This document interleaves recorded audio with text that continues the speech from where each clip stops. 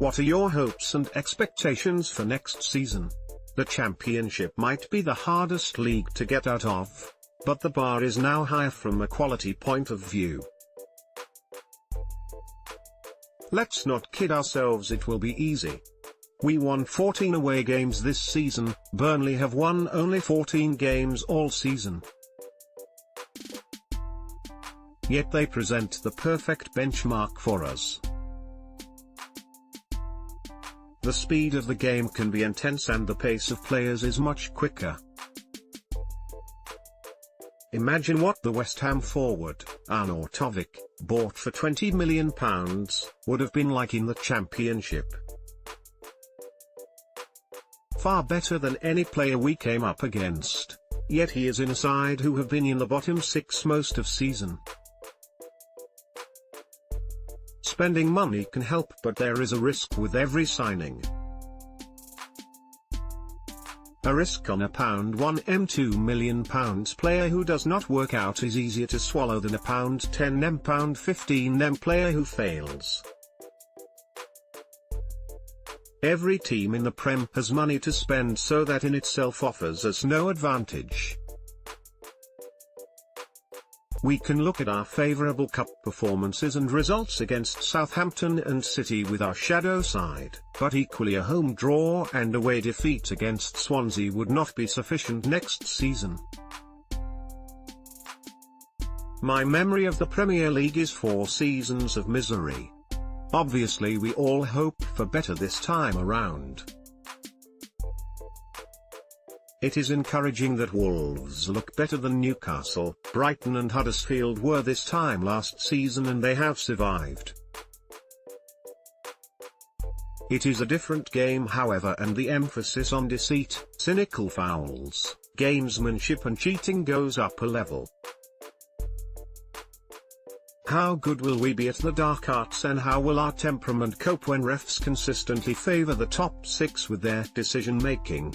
Costu and Jota are very skillful, but if they find themselves on the floor, on halfway, looking to the ref, and only getting the occasional free kick, their contribution to the team will be significantly reduced. The intention is not to be pessimistic at all, but offer a reality check now this season's celebrations are done. Like this season, if our Prem status is assured with 4 games to go, that will be a fine achievement. Natalie Wood, what are your hopes and expectations for next season? If you asked me this after the Cardiff game, I would have said Europe, and anything less will be a disaster. But now the celebrations have slowed down. My hope for the season is quite simple, that we are able to compete with the best.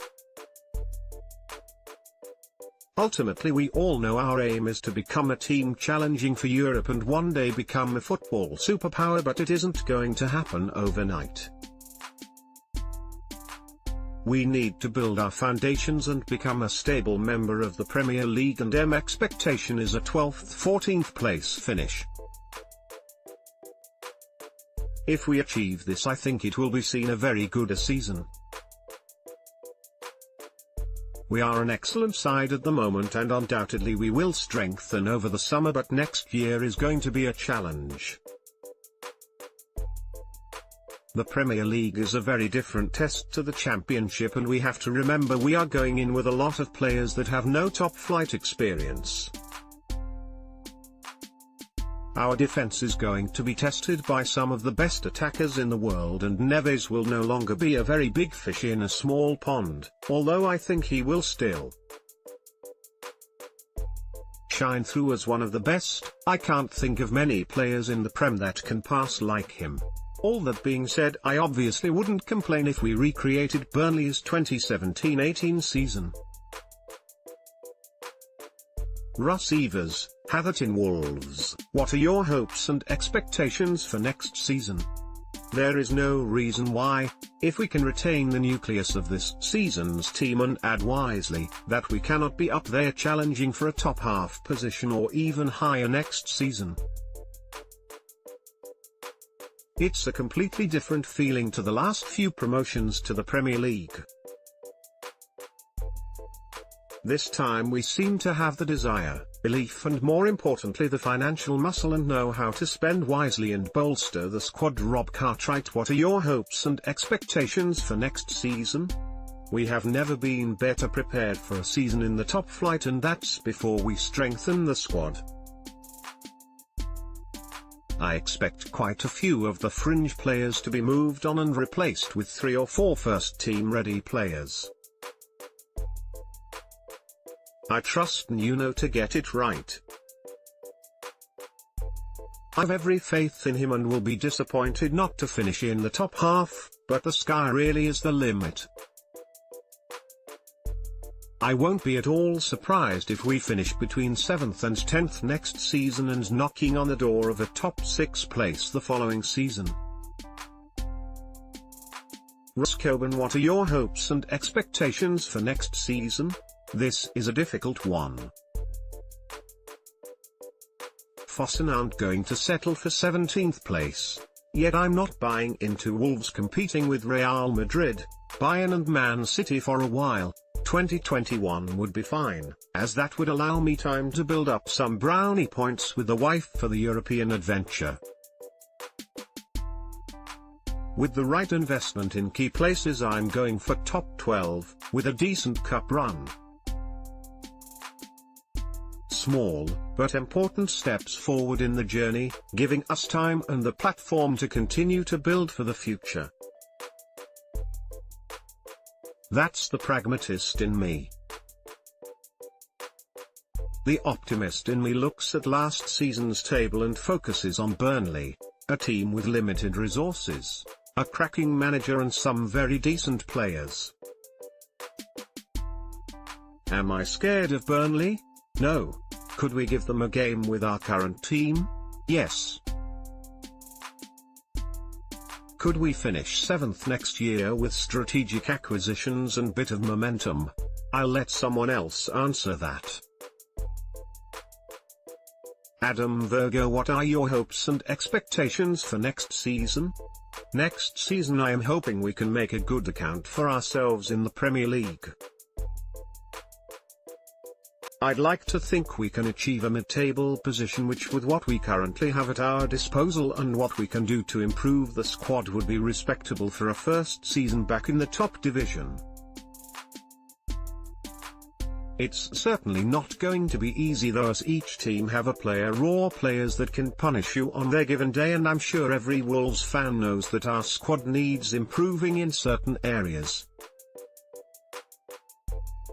I certainly expect us to make some signings, and I also expect a couple of fringe players to be moved on or possibly loaned out for the best of their futures and for us moving forward as a club. I fully expect us to stay in the Premier League at the bare minimum, even with the current squad now, as I believe it's good enough to stay in the division. From what I've watched in terms of teams in the Premier League this season, we could definitely pick up points against a lot of sides providing we can perform to the level and beyond that we have seen regularly this season. The club have their ambitions. The quality we already have along with additions will make us well equipped for the top flight. Chris Hughes, what are your hopes and expectations for next season? This is the difficult question to answer. Part of me gets caught up in the excitement of Fossen's millions and thinks we could go banging straight into a challenge with the big hitters of the top 6.